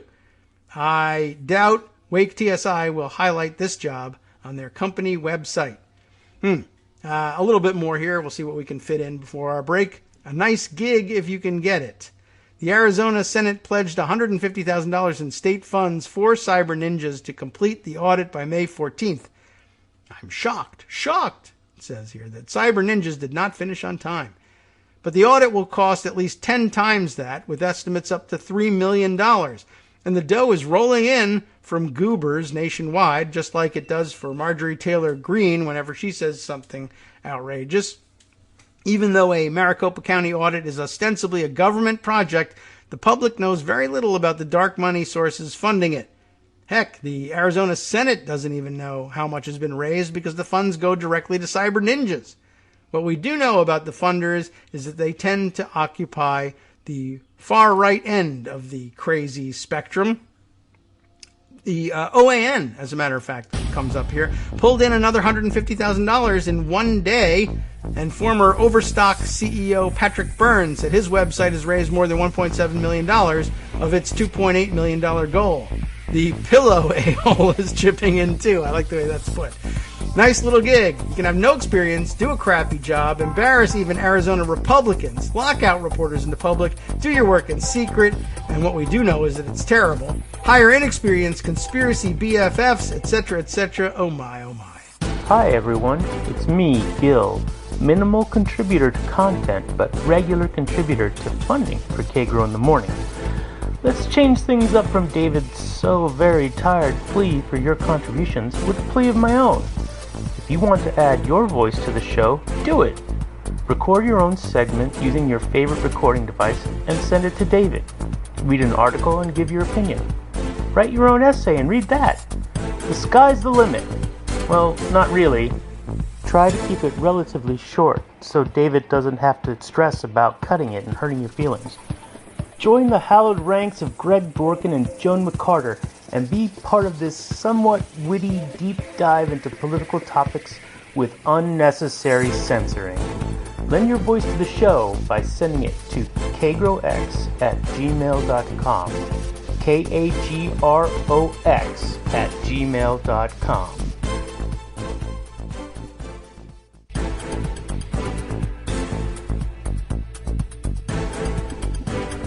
Welcome back now to the Kagro in the Morning Show here on Netroots Radio. One last segment here to go. We didn't quite finish the piece here, but I think you got the idea of all of the various things you could do and still rake in the bucks and screw up the whole audit. Not that there was anything to be found in the first place, but yeah, it is a nice gig if you can get it, and I guess you can. Even if you say it's going to cost you $150,000, but really cost you $3 million. So long as you don't charge the signatory client that $3 million, I guess you can make that work. That's actually a fairly huge loophole that needs to be examined and closed up in the future, but it's going to be too late to stop it from happening again. I think in other states, I think it's going to end up being a model that gets followed. You'll probably see it followed in Wisconsin, as we just noted, if you can remove for Republican legislators the possible hang-up about the costs of the audit, then I suppose you can probably get a few more votes on board for it. Well, don't worry about it. We're going to contract for it being $100,000. It's really going to cost $5 million, but we're just going to take private donations off the record, and we don't have to process them, so they won't catch us laundering that money. It's going to go directly to our contractor, and it will become their problem. Not that we'll ever be held accountable for authorizing them to do this, because something, and we're the legislature. And we'll probably get to walk away on this one. All right, so let's see. Several other stories still waiting for consideration and just sort of trying to decide which direction to go here as they mow the lawn just outside our window and overwhelm the noise of the cicadas. All of a sudden, nothing we can do about that one. Before we jump off of that topic entirely, I thought I would note for the record that several of our good friends in the blogosphere, such as it still exists these days, have been positing this question in one form or another. I think I've noted, of course, people taking up the claim, and it's a good one. I mean, it's a valid question at this point. What do we do if Republicans simply refuse to certify a valid election of a Democratic president or anybody else, or the entirety of Congress for that matter, in the future? I mean, it's a topic we've explored here on the show, and hypocritically enough, we've even explored the possibility of doing it to the Republicans first, which I'm not terribly embarrassed about because, for one, Democrats never end up doing it anyway, so we never have to answer for it. And two, it exposes pretty serious holes in our system and processes, and hopefully you can then anticipate Republicans doing it before they do it and react to it ahead of time. And I think they actually did a pretty good job of that during the election. I think towards the end of the election, there were so many articles in various media outlets in which they gamed out the possibility of Republicans doing that they sort of headed it off at the pass. And although they did considerably more than they should have been able to get away with, and it looks like they may yet get away with some of it, like the January 6th insurrection, I mean, you couldn't come any closer without losing control of the government entirely to a demonstration of the fact that, yes, Republicans will go along with this sort of thing, and they may very well refuse to certify Democratic victories in the future. So that leads us to the next question, this time posed by Ian Millhiser on Twitter yesterday. Serious question, he says. Imagine Biden wins the 2024 election, but Republicans refuse to certify his victory, and a GOP-controlled House appoints Trump to the presidency with the support of the GOP-controlled Supreme Court. In other words, they pull off this stunt that they were talking about last time, the idea of somehow, I don't know, for whatever reason, refusing to go ahead with the electoral vote count, or whether they do it that way, or accepting alternative slates if they've been sent by Republican legislatures who have, in the interim, in the months in between the 2020 election and now, some of them authorized doing just that. And that the fact that they've authorized that at the state level might end up changing the calculus of what would, maybe not this vice president, but certainly what would Mike Pence have done with the call to accept alternative slates if there was the ability to claim that the state legislatures really did have that authority. Okay, so suppose the question here is, suppose all goes according to plan for Republicans and they refuse to certify Biden's victory, and therefore the Electoral College is deemed to be deadlocked without having given anybody the 270 electoral votes that they need to win, and a Republican-controlled House therefore ruling that that provision of the Constitution is triggered, under which the House votes by state delegation from among the top two electoral vote getters to select the president, and they select Donald Trump, and further that any challenges to it have been adjudicated, whether ahead of time or afterwards, such that the United States Supreme Court validates the decision by the House to decide the election, and their decision to decide the election by appointing Trump as president. What now? And then the question actually is, do all 50 states remain in the Union? And it's a good question. We don't know how we would react to this. There's good answers, bad answers, cynical answers, serious answers, but something to ponder. Perhaps you can ponder it over the weekend. I couldn't tell you what's going to happen.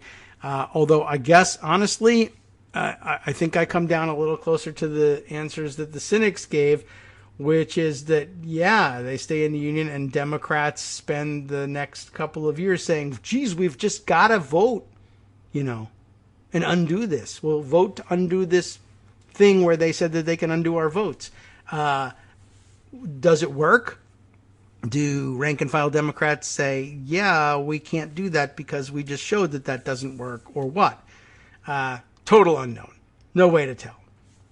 And that's sad and dangerous and spooky, because it means, I don't know, we might have a country, we might not. Sort of depends. And to the extent that Republicans realize that that's the case, that might actually embolden them to do such a thing. So that's kind of worrying, don't you think? All right. And I guess you could read that in conjunction with this piece, although this wasn't exactly where I planned to go next, but what the hell. Then maybe we do a little Friday freeforming. The Plumb Line, the latest from Greg Sargent at the Plumb Line. Can Democrats avoid the pitfalls of 2020? A new analysis offers striking answers. This is only a one-off from the question of, will democracy exist after the next election? This is sort of part of the steps toward that. Like, for instance, Millhiser's scenario envisions Republican control of the House of Representatives. And we know that, there's that historical trend, but Greg has been reminding us, maybe that's not worth a whole hell of a lot after all. And there is a first time for everything. And there may even already have been a first time. So there's a second time for some of these things as well. Maybe not for everything. But control of the House sort of, how does it happen? It runs through what Greg Sargent is going to discuss here, essentially. As Democrats face a 2022 midterm landscape that could cost them the House no matter what, because that's the historical trend. But on top of it, there's some issues about, how will we be running? How will we be making our case to the American electorate in 2022? So as we face this prospect, they are grappling with hard strategic challenges. Democrats in tough districts with many Republican voters in them feel twin pressures. One is to emphasize their bipartisan outreach. Maybe. The other is to refrain from prosecuting the case against GOP radicalization too forcefully. Might be a good idea. Backwards from where most progressives approach things. But again, we're talking about people in swing districts. A new analysis of House Democratic losses in 2020, done by a progressive donor and strategy group, which is circulating among Democratic strategists, suggests some counterintuitive answers for Democrats navigating these pressures. The analysis, which was done by the group Way to Win and was provided to me being Greg Sargent, of course. Hi, everybody, I'm Greg Sargent. Suggests large TV ad expenditures on emphasizing bipartisan outreach do not appear to have paid dividends for House Democrats in 2020 elections. I would like to reach across the aisle to criminals and outlaws and insurrectionists. I find that actually sucks. I will not be voting for you, or at least not with great gusto. The analysis also finds that Republicans spend a lot more money casting Democrats as extremists than Democrats do in making the case against Republican extremism. And yet, that's where the extremism is. Democrats, of course, lost a net dozen House seats, underperforming victorious Joe Biden all over the place.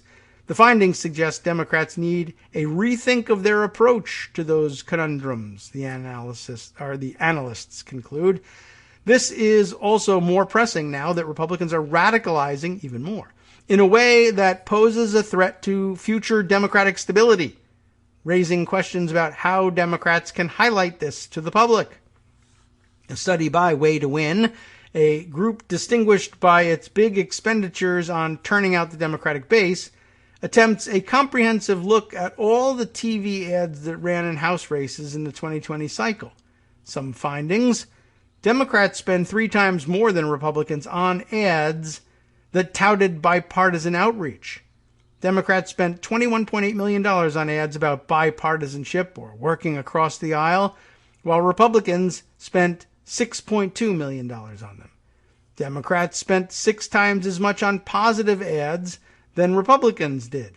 Democrats spent $18.6 million on positive ads that also happened to mention Republicans, say by touting their ability to work with them, while Republicans spent $2.9 million on positive ads mentioning Democrats.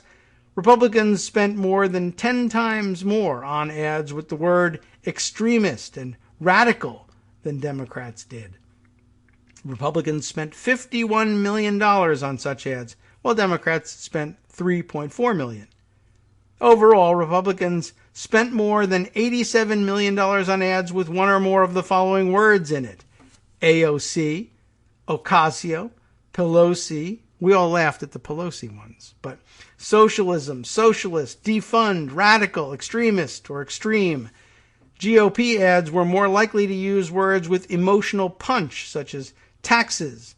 That's not a fair one, but okay. Radicals and jobs. While Democratic ads featured words like insurance, voted, and work. Jennifer Fernandez-Ancona, the vice president of Way to Win, said that in some, Democrats in 2020 sent mixed messages. They touted their willingness to work with Republicans, even as Republicans called them socialists and extremists. By far, their biggest spend, Ancona told me, speaking of Republicans, was on vilifying us as extreme in all kinds of ways. Meanwhile, Ancona said, by constantly touting bipartisanship, Democrats were effectively normalizing their attacks. Because Democratic messaging essentially said, we want to work across the aisle with people who are painting us as extreme villains. We should be painting them as the extreme outliers that they are, Ancona told me. The study has been shared with the Democratic Congressional Campaign Committee, DCCC, and the study includes ads spent by the DCCC, pardon me, paid for, I guess, by the DCCC, and by individual campaigns and other groups. So it's difficult to vet. Asked for comment, DCCC declined. As it happens, the DCCC their own internal analysis, reported on by Paul Kane, linked herein, has similarly concluded that Democrats were caught off guard by the potency of GOP attacks. Only 300 years of them.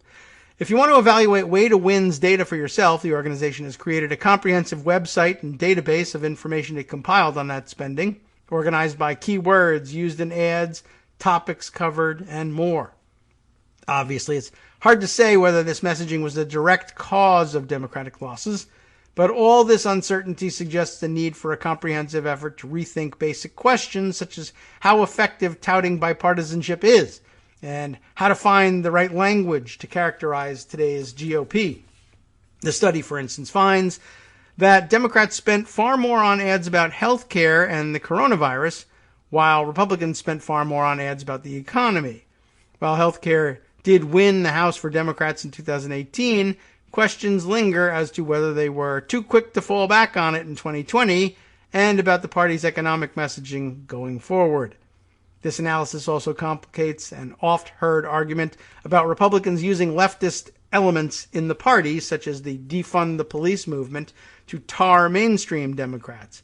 It's sometimes said Democrats should more publicly denounce those elements, but the analysis suggests that at least part of the problem, in 2020 anyway, was that Democrats failed to rebut those attacks head on, or to effectively make the case that the GOP is genuinely captured by its extremist elements in a way that the Democratic Party simply is not.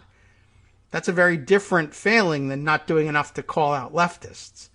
All this comes as Democrats seem to be edging toward a more forthright condemnation of GOP radicalization.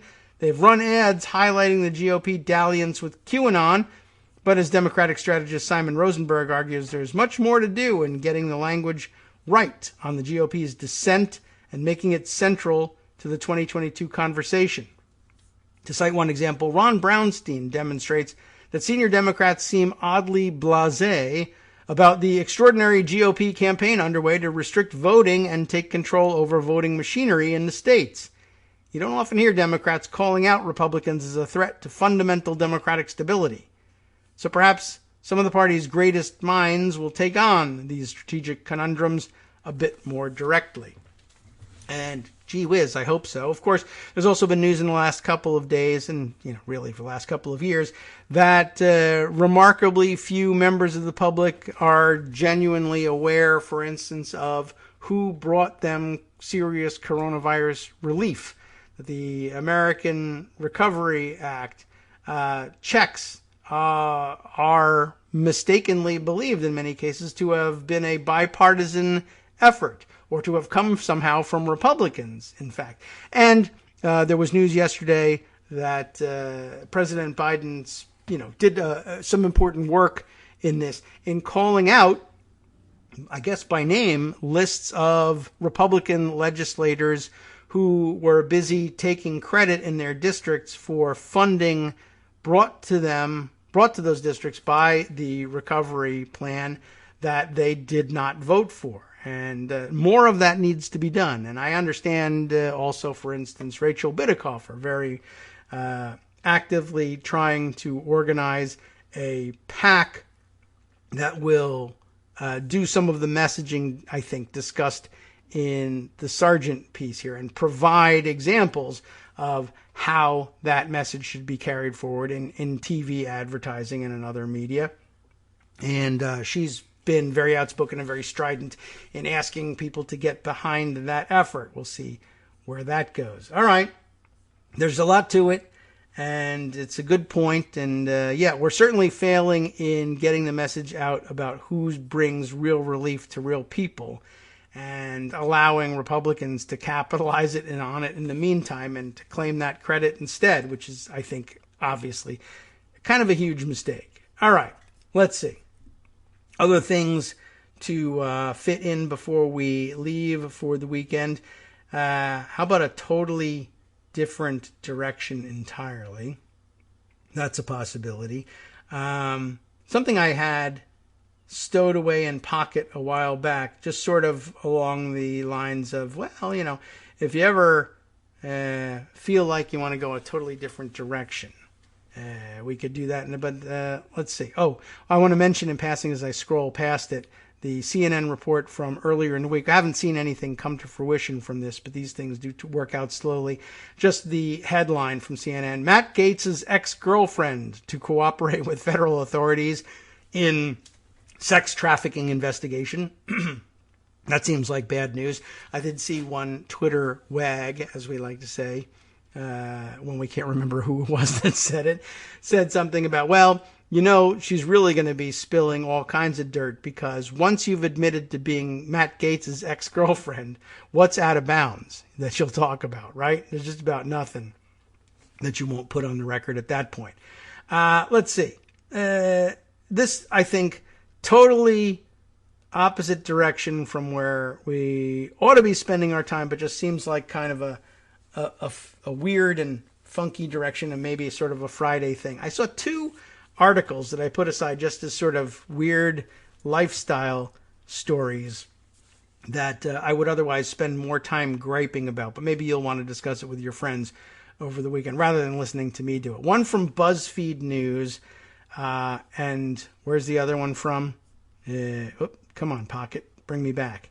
From the BBC, interestingly enough. Two weird indications that apps are killing us all, essentially. That's the message behind my combining these two. The BuzzFeed News piece: the rise of the appuccino. The appuccino, the frappuccino, but app. Get it? That's the, what's the word for that? I don't remember. Who cares? Is it portmanteau? All right. If it is, yes. If not, screw you all. I don't know why I think that. The rise of the appuccino. How TikTok is changing Starbucks. TikTok is ruining everything, I think. I don't know. That's the sort of curmudgeonly thing to say about it. Viral and complicated custom drinks are the future of Starbucks, where iced drinks now outsell hot coffee. I think it's just interesting to note that for the record, for us oldsters who may have no idea that that's the case. And the basic upshot of this, because I'll run out of time if I try to read through the entirety of both articles, is that partly due to the pandemic, I guess the rise in remote ordering at Starbucks via a Starbucks app has enabled a new phenomenon, which basically comes down to this. I am making up or copying from somebody else who made up a completely ridiculous, stupid-sounding drink order with so many customizations that if I were to order it in person, I would be embarrassed. Everyone would look at me. I'd be holding up the line. The baristas would look at me funny. They might throw the drink in my face. If it's not hot coffee, spit in it. I don't know. Or maybe they're happy to fulfill it. Some of them, there's a suggestion in the article that they really kind of enjoy putting together these wacky drinks because it's a monotony breaker, I guess. On the other hand, some of them enjoy it, but are tongue-in-cheek about it and do things like tweet out a picture of the drink ticket that goes along with it, and then they get themselves fired because they're violating the privacy of the person who ordered the drink, even though all it has on there is their first name and yada yada. But there was a viral one that went around the other day that I guess for a venti caramel crunch frap, which once again, why is there crunch in your drink? But okay. And this was the one you might have seen. It had, I don't even know what some of these things are. It says 5 banana, but I think that's not bananas, but a banana flavoring pump. Extra caramel drizzle, extra whip, extra ice, extra cinnamon dulce topping, 7 pumps of dark caramel sauce, extra caramel crunch. Like, where's the liquid in this? 1 pump honey blend, extra salted, I don't even know what the F that is. I don't know. They're all abbreviated. So extra salted something. 5 pumps of Frappuccino roast coffee, 7 added Frappuccino chips, heavy cream, double blended. You get the idea. It's a long, long ticket. And the idea again here is the Appuccino.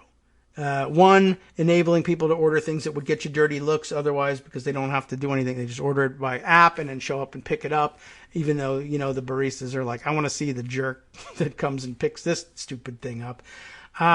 Or anyway, more to the point of this article is, I guess, you, as our world of stupid TikTok influencers continues, there are now people who apparently, I don't know how real their career is, but apparently make a career of, my job in life is to make up dumbass drinks at Starbucks, describe them, order them, buy them, drink them, and I forgot the most important part, videotape myself doing that so that I can put it on YouTube or TikTok, and then everybody says, wow, this person ordered a drink that they made up, and then they drink it, and then they like it. Or at least claim to like it. And then they put the recipe on TikTok, and I will go do it. And I don't know how you make a living at doing that, but somehow it's done. People pay for anything. That brings us to the next article. But so that's what's going on. And it's a discussion of the fact that some baristas are enjoying it, but some baristas are losing their minds because people say, I want this TikTok drink. And everybody rolls their eyes, oh my God. And also, apparently, they're running out of the customizations. Like, I don't know how much banana flavoring they've got on hand. Probably not. Don't you have more in the back? I don't know. But if a drink catches on with some stupid esoteric add-on, they very frequently will then run out of the stuff.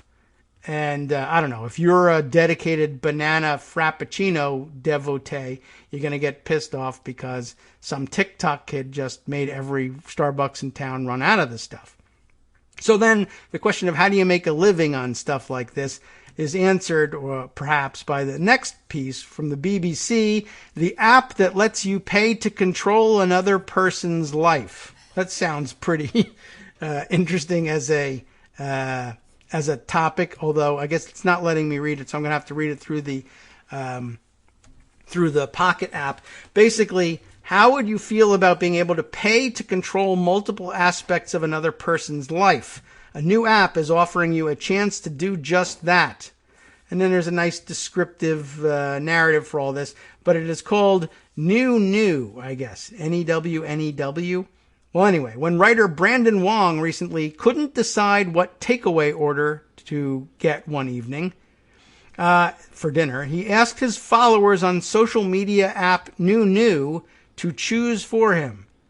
Now, as opposed to like putting out a poll on Twitter or TikTok or whatever, those that wanted to get involved in the 24-year-old's dinner dilemma paid $5.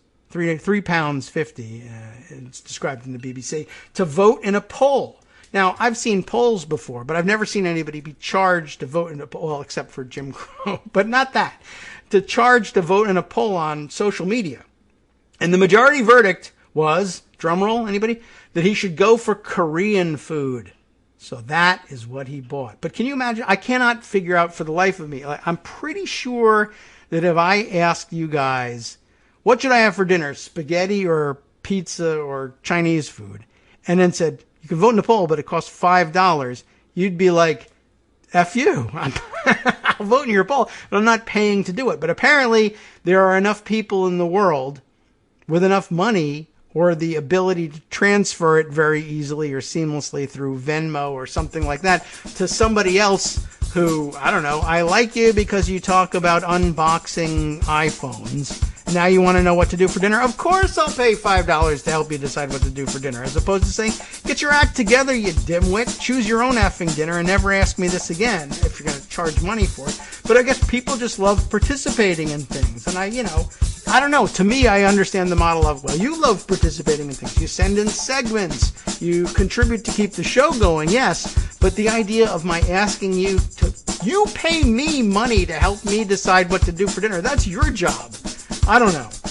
This seems pretty amazing. But this guy is totally blasé about it. I couldn't decide between Chinese or Korean. So it was very helpful, says Mr. Wong. I'm sure that was helpful. Plus, he got the money to pay for the dinner. And apparently that's the way you can do it, right? Well, I'll use the money you pay to pay for the dinner, and then I'll videotape myself eating the dinner. Now I'm a YouTube influencer. I don't know. I don't know why I get up for work in the morning, and that's the file that these things belong in. Luckily, tomorrow is Saturday, and most of us don't have to get up for work. And so you can spend your weekend trying to set yourself up as a new influencer. I guess this is all just basically an extension of the old Martha Stewart trick of having all of her fans pay for her lifestyle and then watch her enjoy it. Whatever, man. It's a new world. From netrootsradio.com. You have been listening to Kagro in the Morning with David Waldman. All right, well, it is a new world, and it's a big world, and lots of things are happening in it, and many of them were ignored in order to bring you the new outrage about the new stupid app that allows you to be an influencer. But Justice Putnam is here to save the day, as always. He's up next with the West Coast Cookbook and Speakeasy, and we'll see you next week. Enjoy it.